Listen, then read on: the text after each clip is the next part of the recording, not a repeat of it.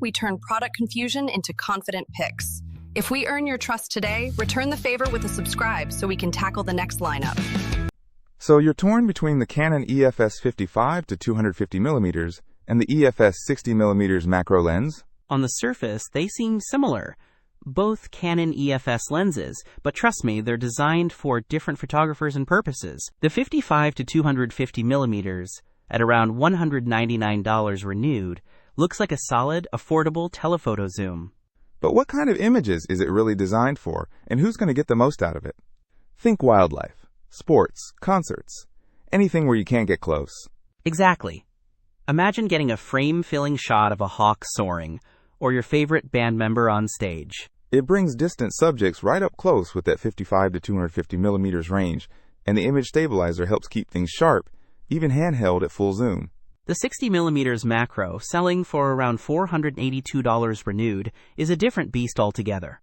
It's smaller and lighter. But what's the big deal with macro anyway? Why would I want this?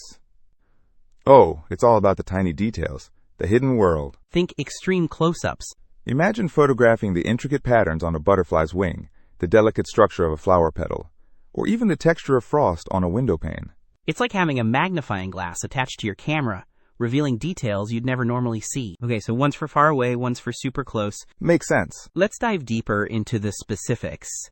The 55 to 250 millimeters zoom gives you incredible flexibility. Right. You can quickly adjust your composition without physically moving, which is critical for capturing fast-moving subjects or fleeting moments. It's like having a portable telescope, and that image stabilization is key for sharp telephoto shots. But the 60 millimeters macro's sharpness is insane at close range. It is. It's designed to resolve the absolute tiniest details, offering true one-to-one magnification, meaning the image on your sensor is the same size as the real-life subject. Exactly. Imagine seeing the individual pollen grains on a bee's leg, or the complex structure of a snowflake. It's all about revealing hidden beauty.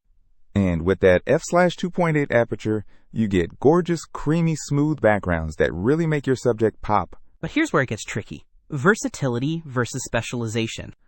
Which one wins? The 55 to 250 millimeters is fantastic for general telephoto use, but it won't give you that extreme close-up life-size detail. You won't be shooting any award-winning macro photos with it. And the 60 millimeters macro, while amazing for detail, isn't ideal for distant subjects. It's a fixed focal length, so no zoom. You're stuck at 60 millimeters. So it all comes down to what you love to shoot and what you want to achieve. Exactly. If you dream of capturing faraway action, wildlife, or sports, and want a flexible, affordable telephoto lens, the 55 to 250 millimeters is your best bet. But if you're fascinated by the miniature world and crave stunning, life-size close-up detail, the 60 millimeters macro will absolutely blow your mind. Either way, you're getting a fantastic Canon lens that's been renewed to work like new. Now go create some magic. Don't miss out on our next in-depth review to help you make smarter purchasing decisions. Hit that subscribe button and the notification bell so you're always in the know.